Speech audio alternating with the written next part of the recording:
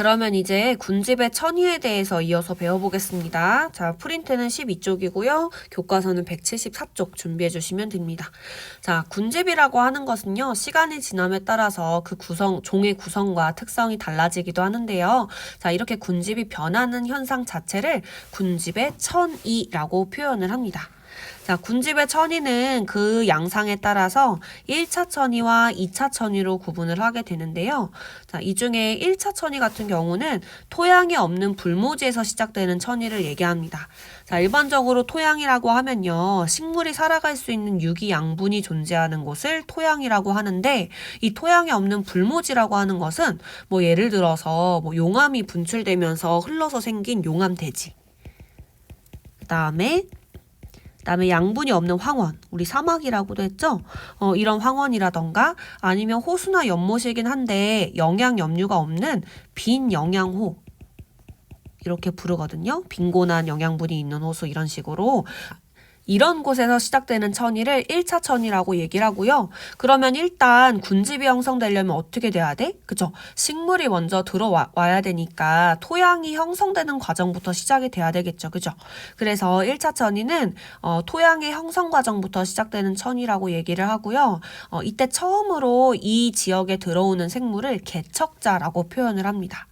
자, 1차 천위는 발생하는 지역에 따라서 건조한 지역에서 시작되는 1차 천위를 건성천위, 습한 지역에서 시작되는 천위를 1차 천위로 나눕니다. 자, 이렇게 두 가지로 나눌 수가 있고, 여기에서 나오는 용어가 두 가지가 있는데, 개척자라고 하는 것은 천위에서 가장 먼저 출현하는 생물을 얘기하고요. 뭐 대표적으로 지유류 같은 애들이 있고요.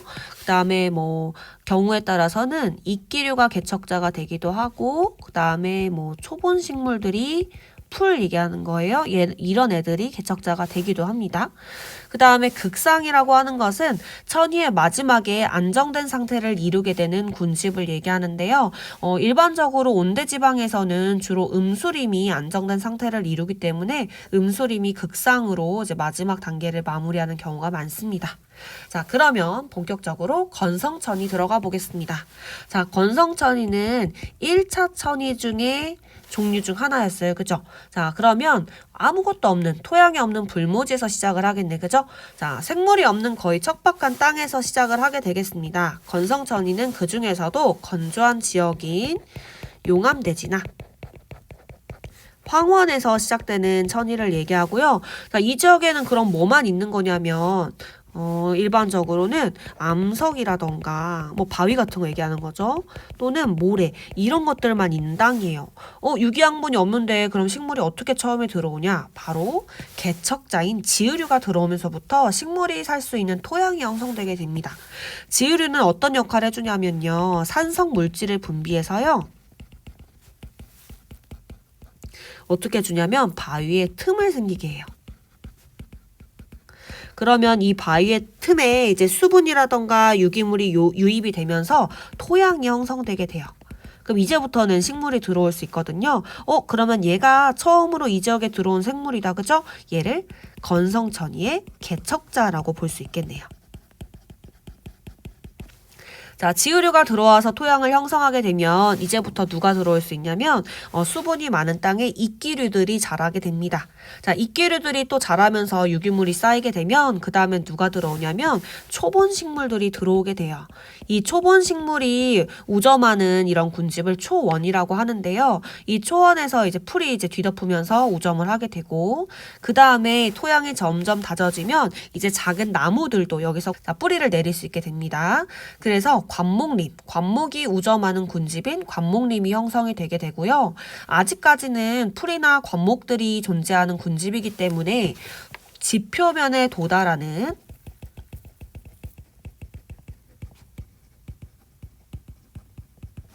빛의 세기가 강한 편이겠죠. 그래서 이 지역에서는 어떤 애들이 자라냐면요, 양수들이 들어오게 되면서 양수림이 점차 형성이 되게 됩니다. 자, 양수 같은 경우는 어떤 애들이냐면 강한 빛에서 잘 자라는 나무예요. 잘 생장하는 나무. 그리고 음수는 반대로 약한 빛에서도 잘 생장하는 나무예요. 근데 지금 일단 작은 나무랑 풀들만 존재하기 때문에 지표면에 도달하는 빛의 세기가 강한 상태죠. 그러면 어린 양수와 어린 음수, 즉 양수 묘목과 음수 묘목 중에서 누가 생장을 더 빨리 하겠어? 그치? 양수의 묘목이 훨씬 더 빠르게 자란단 말이에요. 그래서 양수가 먼저 우점종이 되면서 양수림이 형성이 되게 됩니다. 근데 양수림이 형성이 되게 되면 키가 큰 양수 때문에 지표면에 도달하는 빛의 세기가 점차 어떻게 될까요? 약해지겠죠. 약해지면서 이제부터는 그 아래에 있는 음수 묘목이 훨씬 더 빠르게 생장을 하게 됩니다. 자, 이런 양수와 음수가 혼합되어 있는 중간 형태의 군집을 혼합림이라고 하는데요. 이 혼합림이 형성되고부터는 어린 양수 묘목보다 음수 묘목이 훨씬 더 빠르게 생장을 하게 돼요. 그러면서 나중에는 음수가 우점종이 되어서 음수림이라고 하는 군집을 형성하게 되고 온대지방에서는 이 음수림이 가장 안정된 상태의 군집이에요. 그래서 음수림에서 극상을 이룬다라고 표현을 할 수가 있겠습니다. 자, 이 건성천이 과정 기억할 수 있겠죠? 건성천이의 개척자는 지유류고요. 그 다음에 들어오는 식물들은 이끼류, 그 다음에 초본들이 초원을 형성하고 그 다음에 출현하는 군집은 관목림, 양수림, 혼합림, 음수림이 되겠습니다. 자, 어째서 양수림이 음수림보다 먼저 출현하게 된다? 그쵸? 빛의 세기 때문이라는 거, 이 환경적 요인도 기억해 주시고요. 이제는 습성천이 들어가 보겠습니다. 습성천이는 습한 곳에서 시작하는 1차 천이었었습니다. 자, 그럼 볼게요. 자, 처음에 빈 영양호에서 시작을 하는데요. 빈 영양호, 예를 들어서 영양 염류가 없는, 영양 염류가 적은 호수나 연못을 얘기합니다. 자, 이곳에서 시작을 하는데 이곳에 이제 영양염류가 흘러 들어오면서 영양염류가 많아지면 부영양호가 되고요. 이 부영양호가 되고부터는 이제 이끼류들이 살아갈 수가 있습니다. 그러면 이 습성천이에서 처음 들어온 생물인 이끼류가 습성천이의 개척자라고 할 수가 있겠죠. 근데 어떤 경우에는 이끼류들 말고 다른 습생식물이 들어오기도 합니다. 뭐 갈대라던가 또는 부들 이런 애들이 들어오기도 하거든요. 그래서 얘네가 개척자가 되기도 해요. 자, 이끼류가 들어오게 되고요. 초본류가 자라면서 습원이 형성되게 되고 그 다음부터는 다양한 종류의 초본이 들어오면서 초원이 형성되고 이후의 과정은 사실 건성천이와 동일합니다. 관목림 형성되고 양수림 형성되고 혼합림 등장했다가 음수림 상태에서 극상을 이루게 됩니다. 자, 그러면 양수와 음수의 종류에는 뭐가 있을까요? 자, 소나무 대표적으로 기억해 주는데요. 양수에는 소나무가 있습니다. 그 다음에 음수에는 신갈나무와 떡갈나무 같은 애들이 있어요. 그리고 또 하나만 적어보자면 참나무 같은 애들도 음수림이에요. 자, 이제 2차 천이 볼게요. 1차 천이는 아무것도 없는 토양이 형성되지 않은 불모지에서 시작되는 천이었는데요. 2차 천이는 기존의 군집이 있었던 장소인데 산불이나 산사태나 벌목 혹은 뭐 홍수라던가 또는 땅의 개간 등에 의해서 불모지가 된 후에 토양이 남아있는 곳에서 다시 시작되는 천이를 2차 천이라고 합니다. 즉 산불이 일어나게 되면 모든 생물이 싹 사라지는데 그럼에도 불구하고 그 안에서 토양 안 속에는 종자가 남아있을 수도 있고 그 다음에 식물 뿌리 등이 남아있을 수도 있잖아요. 즉 토양이 아직 있는 곳에서 시작되는 천이가 2차 천입니다. 그럼 더더욱 비옥한 1차 천이보다 비옥한 토양에서 시작하는 거잖아요. 그렇기 때문에 천이 속도가 훨씬 빠르다라는 거 요거 기억해 주시면 돼요. 2차 천이가.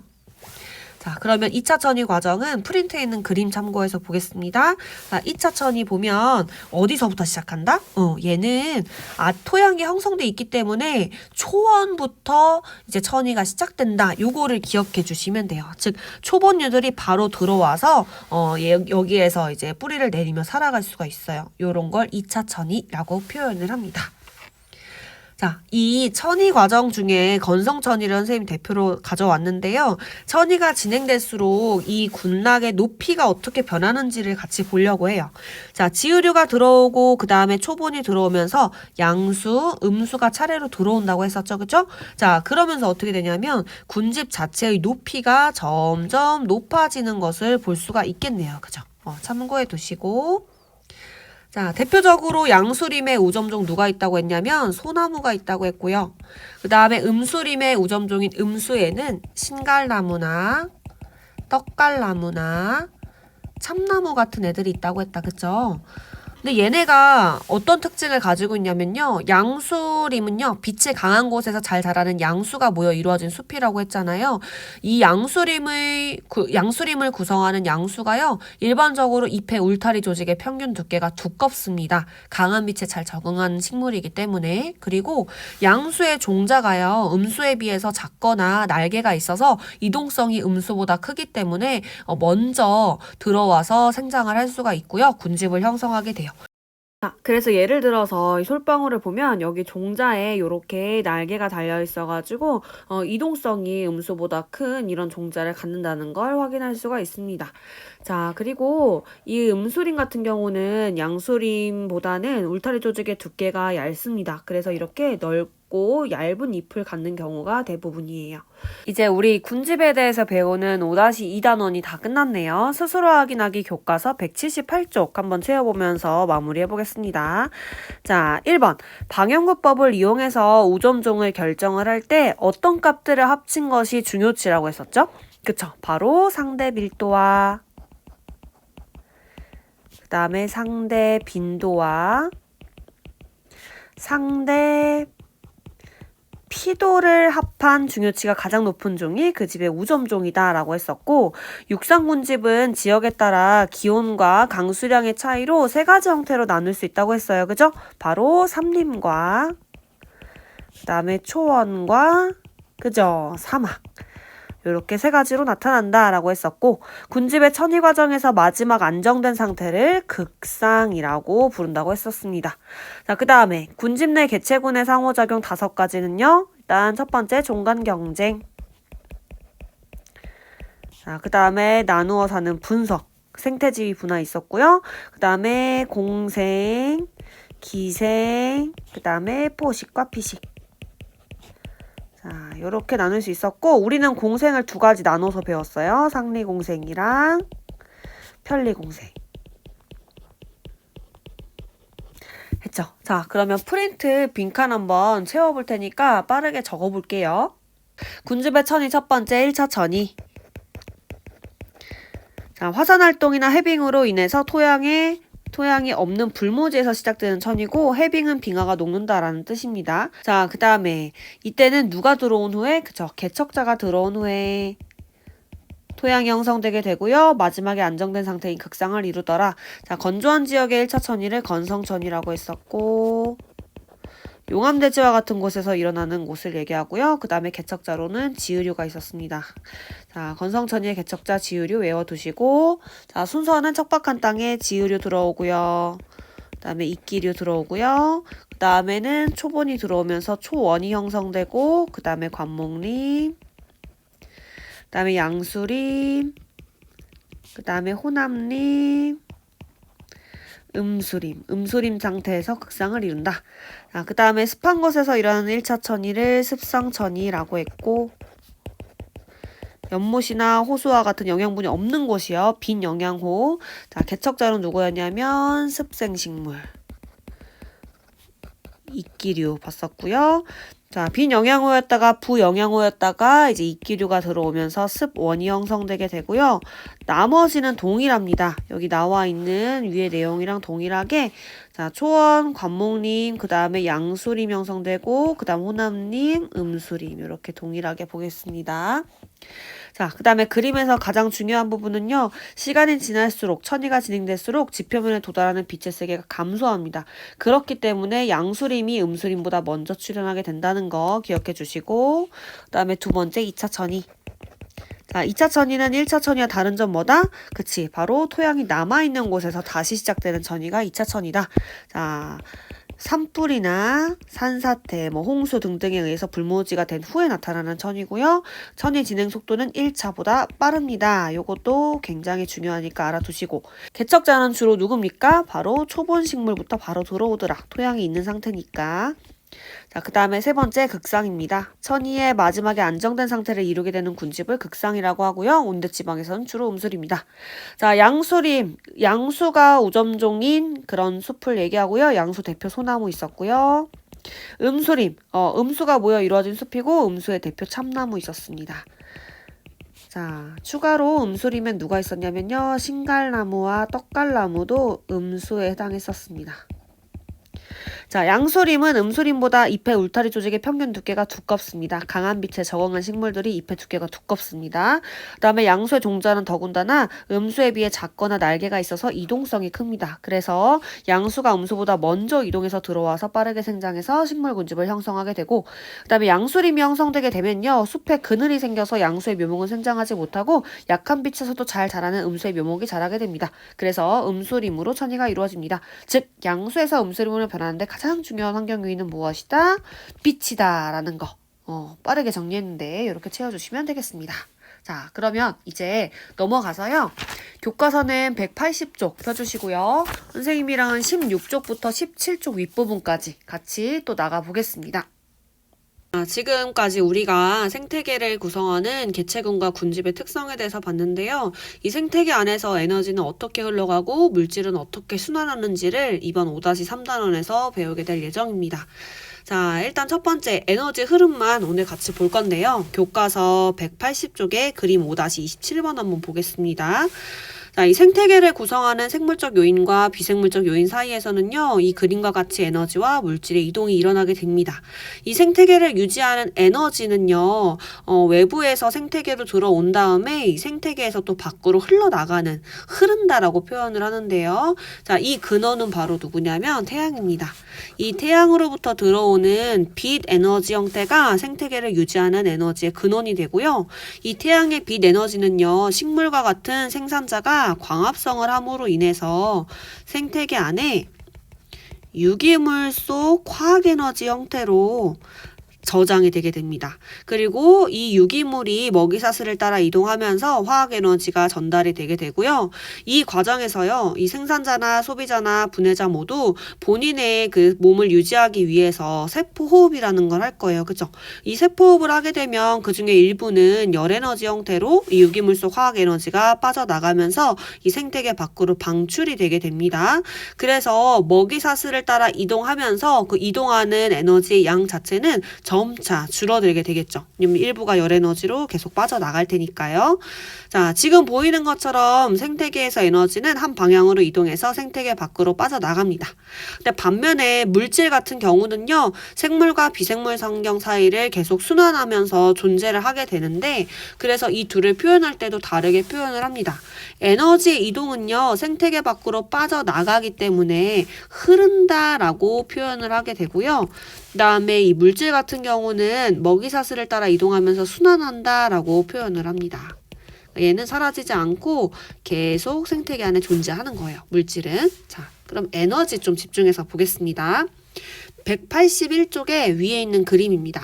자, 태양의 이 빛에너지죠. 지금 여기 태양이 나와 있는데 이 태양의 빛에너지가 아까 얘기한 대로 생산자의 광합성에 의해서 화학에너지 형태로 전환이 되면서 유기물에 저장이 되죠.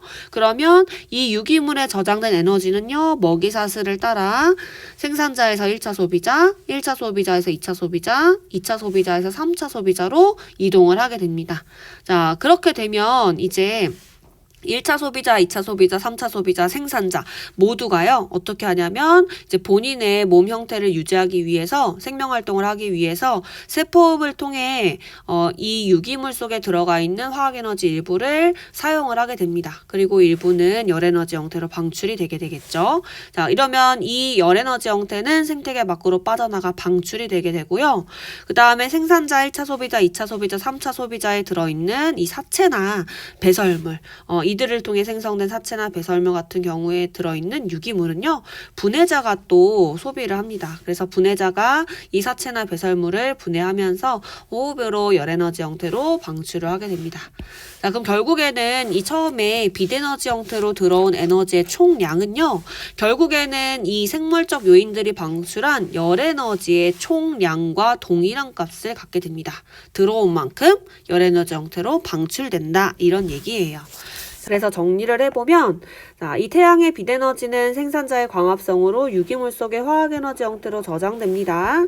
자, 그래서 먹이사슬을 따라서 유기물의 형태로 이동을 하고요. 이 과정에서 에너지의 일부는 열에너지 형태로 전환되고 생태계 밖으로 빠져나간다고 했죠. 자, 이 에너지가 흘러갈 때요, 하위 영양 단계에서 상위 영양 단계로 이동을 하는데 얼마만큼 이동을 하는가, 그 에너지의 비율을요, 에너지 효율이라는 값으로 우리가 계산을 할 수가 있습니다. 자, 에너지의 효율은 전 영양 단계가 보유한 에너지의 총량분의 현 영양 단계가 보유한 에너지 총량 곱하기 100, 요렇게 이제 작식을 쓰는데요. 학습지 17쪽 한번 볼게요. 자, 에너지 효율이라고 하는 것은요, 생태계의 한 영양 단계에서 다음 영양 단계로 이동하는 에너지의 비율을 얘기하고요. 일반적으로는요, 상위 영양 단계로 갈수록 이 에너지를 얻는 에너지 효율은 증가하나 생태계에 따라서는 감소할 수도 있습니다. 자, 이 상행 영양 단계로 갈수록 몸집이 커지면서 단위 무게당 에너지 소모가 적어지고요. 영양가가 높은 먹이를 섭취하기 때문에 일반적으로는 에너지 효율이 증가한다라고 보는 거예요. 자, 이 에너지 효율을 계산하는 식은 무엇이었냐면 같이 적어보겠습니다. 자, 전 영양 단계가 보유한 에너지 총량분의 현 영양 단계가 보유한 에너지 총량 곱하기 100. 자, 요렇게 계산을 합니다. 한번 실제로 해볼게요. 자, 지금 아래에 있는 생태계를 보니까 태양이 에너지를 얼만큼 가지고 있냐면 10만 만큼 가지고 있습니다. 근데 그 중에 99,000은 반사가 되어서 또는 뭐 다른 이유에 의해 생태계 안으로 들어오지 못하고 나머지 일부만 녹색 식물을 통해 이 광합성을 통해서 화학에너지 형태로 저장이 돼서 생태계 내부로 들어온 걸 볼 수가 있네요. 그러면 녹색 식물 같은 경우는 태양 에너지 10만 중에서 1000만큼만 들여온 거죠, 그 에너지를. 그러면 녹색 식물의 에너지 효율은 어떻게 계산을 하면 될까요? 그쵸, 바로 전 영양 단계, 여기서는 태양 에너지가 되겠죠? 10만 중에서 녹색 식물이 가져온 건 1000만큼이니까 이렇게 해주고 곱하기 100 해주면 되겠네. 자, 그러면 다 약분해주면 얼만큼이 남습니까? 그죠? 자, 계산을 해주면 요렇게 나뉘고 요렇게 다 약분해주면 1%가 되겠네요. 그럼 결국에 녹색 식물은요, 태양 에너지 중에 1%만 자기 몸에 에너지로 저장을 한다, 요런 의미가 되겠습니다. 자, 마찬가지로 1차 소비자도 계산을 해볼게요. 1차 소비자의 에너지 효율은 전 영양 단계인 녹색 식물로부터 얼만큼 가져왔는지 그 비율인 거죠. 1000분의 100 곱하기 100 해주면 어떻게 계산할 수가 있어요? 그죠? 바로 10%구나 라는 걸 확인할 수가 있고요. 그 다음에 2차 소비자의 에너지 효율은 전 영양 단계인 1차 소비자가 가진 에너지 양 100 중에서 본인이 20만큼 가져왔으니까 100분의 20 곱하기 100을 해주면 20%가 되겠네요. 자, 에너지 효율 계산하는 거 어렵지 않죠? 그죠? 그러면 교과서에 있는 예시도 한번 같이 계산을 해보겠습니다. 자, 교과서 어디에 나와 있냐면요, 뒷페이지 생각해보기 182쪽 한번 볼게요. 자, 그림은 어떤 육상 생태계에서의 에너지 흐름을 상대적 수치로 나타낸 것이다 라고 했고요. 이 태양 에너지가 양이 얼만큼인지 모르는데 그 중에 1%에서 2% 정도만이 생산자로 유입이 됐고요. 생산자가 가지고 있는 에너지 양이 얼마라고 제시를 해줬냐면요, 87,000이래요. 자, 근데 얘 형태가 조금 다르네요, 자료가. 자, 생산자가 가지고 있는 87,000이라는 에너지 중에서 20.4%는 사체나 배설물 속에 들어가게 되고, 그 다음에 63.4%는 호흡으로 열을 방출하는데 이제 에너지가 전환이 돼버리고, 나머지 양만 요 남은 화살표 가방향으로 1차 소비자한테 전달된다, 이런 얘기죠. 자, 그러면 몇 %가 전달이 되는 거지? 100%가 87,000이라고 했을 때 20.4, 63.4%를 제외한 나머지 퍼센트인 16.2%만이 가방향의 화살표로 1차 소비자로 이동하는 비율이 되겠죠. 자, 이랬을 때요. 옆에 가나다에 해당하는 에너지 양이 각각 얼마인가 라고 물어봤으니까 계산을 해주면 87,000 중에 가는요. 87,000 중에서 16.2%만 이동을 한 거니까 이렇게 계산을 해주면 가에 해당하는 에너지 양이 나오겠죠. 자, 이 퍼센트를 계산하는 걸로 바꿔주면 87,000 곱하기 0.162 해주면 값이 얼마가 나오냐면 14094가 나오네요. 자, 계산이 조금 지저분하지만 또 해볼게요. 자, 그럼 이제 나를 한번 구해볼게요. 자, 1차 소비자로 넘어간 에너지는 얼마가 되냐면 14094. 자, 14,094만큼 넘어갔네요. 근데 그 중에서 또 보니까 21.4%, 67.2%는 사체 배설물, 그 다음에 호흡을 통해서 소모가 되고요. 남는 양만큼만 나를 통해 2차 소비자로 전달이 되겠네요. 자, 그러면 몇 퍼센트만큼 이동을 한 거지 나는? 그치, 바로 다 빼주면 100에서 21.4, 67.2를 빼주면요. 11.4%만큼만 나 화살표를 통해 2차 소비자로 이동을 하게 되겠네요. 그러면 얘도 계산해주면 똑같겠다. 그죠? 계산을 해주면 14094 곱하기 0.114를 해주면요. 약 얼마가 나오냐면 1607, 1607이 나옵니다. 그러면 1607만큼 2차 소비자가 획득을 했네요. 근데 이 중에서 또 23.5%, 71.1%는 사체와 배설물, 그 다음에 호흡을 통한 열에너지로 방출이 돼버리니까 남는 양만큼만 다 화살표 방향으로 최종 소비자에게 전달이 되겠네요. 그러면 100% 중에 23.5, 71.1을 빼버리면 그치, 결국에는 5.4%만이 최종 소비자한테 전달이 되네요. 그래서 달을 통해 이동하는 에너지 양은 1607 중에서 곱하기 0.054만큼만 최종 소비자한테 전달이 됩니다. 그러면 요 값은 약 얼마가 되냐면 87이 돼요. 그럼 최종 소비자는 결국 얻는 에너지 양이요 87이 됩니다. 근데 이 중에서요 23.8%는 사체와 배설물 속에 저장이 되고 76.2%는 호흡을 통한 열에너지로 방출이 됩니다.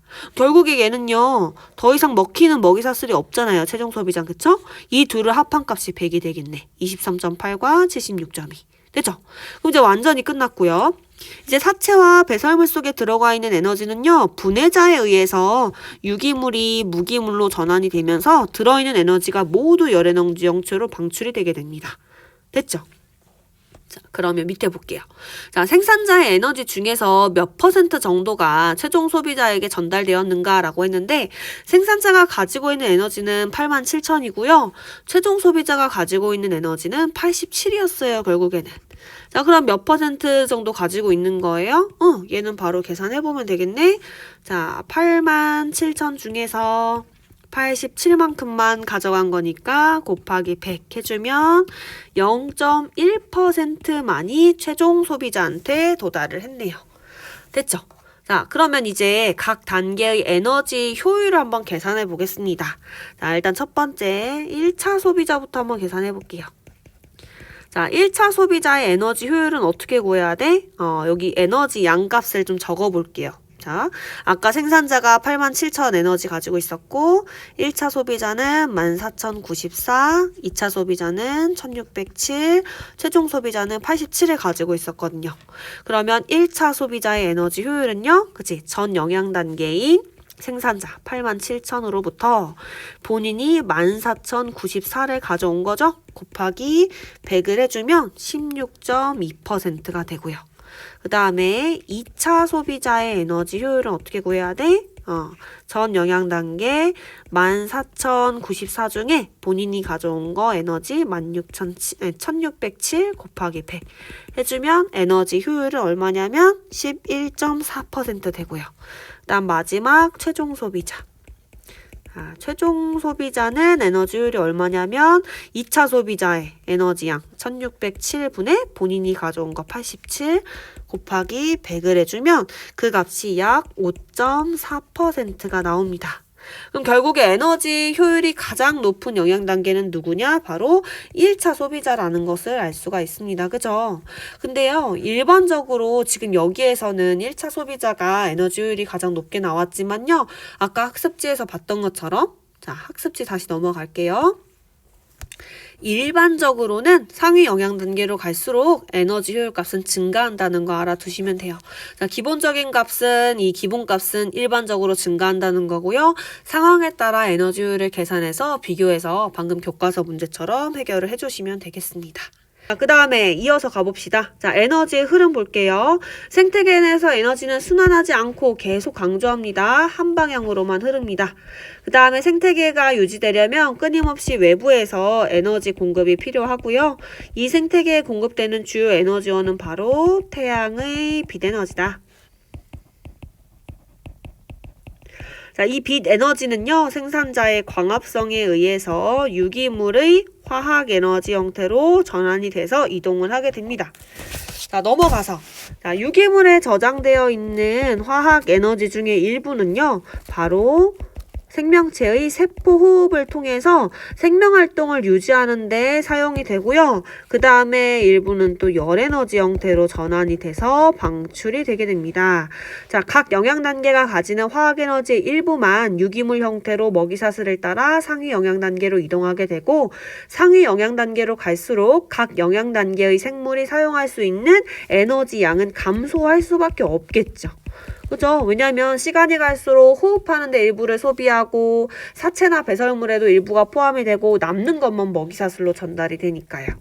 자, 생물의 사체나 배설물 등에 저장되어 있는 화학 에너지는요, 마지막 누가 처리를 해준다? 분해자. 분해자의 세포호흡에 의해서 생명활동에 사용되고 열에너지 형태로 전환이 돼서 생태계 밖으로 방출이 되게 됩니다.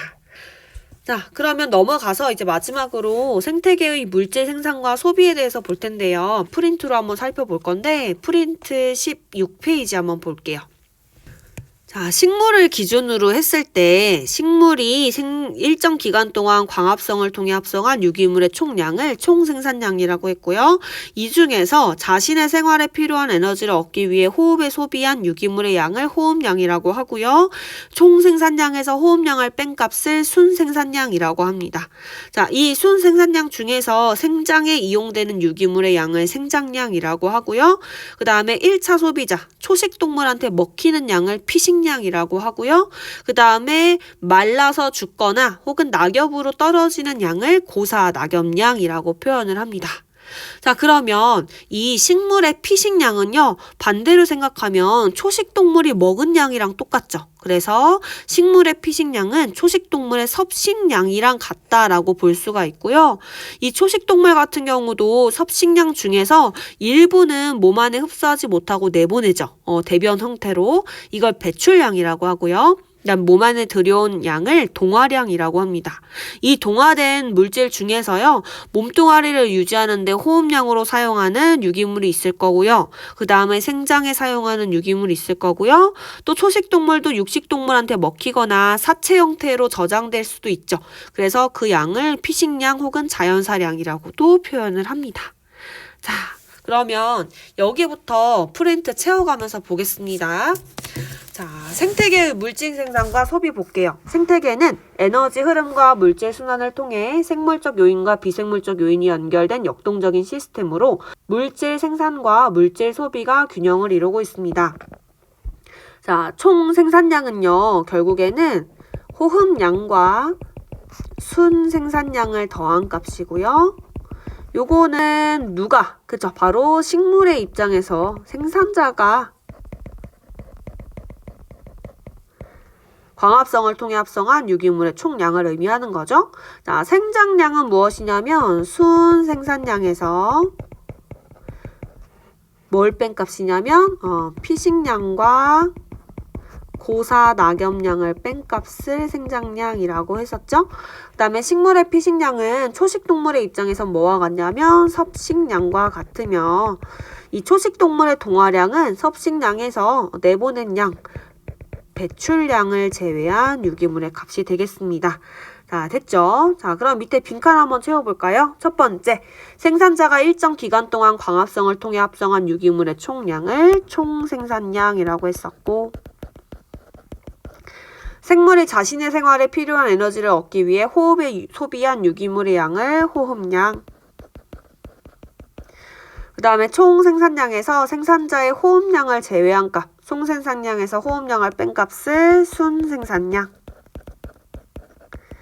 그 다음에 생물의 생장에 이용된 유기물의 총량을 생장량이라고 하더라.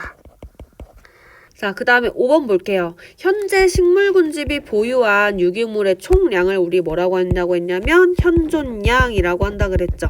다른 말로는 얘를 생물량 혹은 생체량이라고도 하고 기억하기 쉽게 군집의 몸무게라고 생각해주면 돼요. 군집의 무게. 자, 이 식물군집에 따른 생산량 차이를 보면요. 일반적으로 육상 생태계의 순생산량이 해양 생태계의 순생산량보다 많고요. 이 중에 가장 많은 곳은 어디냐면 열대우림이래요. 그 다음에 극상에 도달한 군집, 즉 오래된 원시림 같은 경우는 덩치는 크지만, 즉 생물량, 현존량은 많지만 생산량과 소비량의 균형을 이루기 때문에 이 현존량은 많지만 순생산량은 적다. 즉 호흡량, 덩치를 유지하는데도 많은 유기물이 소비되기 때문에 순생산량 자체가 적어지게 돼요. 그 다음에 천이가 진행 중인 군집은 아직 생장하고 있는 단계잖아요. 그죠? 그렇기 때문에 덩치는 작지만, 즉 현존량은 작지만 순생산량은 많습니다. 그 다음에 농경지 같은 경우는 순생산량이 많게 되겠죠. 생산을 위해서 인위적으로 재배하는 환경이니까요. 자, 오늘 내용 여기까지 할 거고요. 수고하셨고 우리 등교하면 물질의 순환 과정부터 보겠습니다. 수고하셨습니다.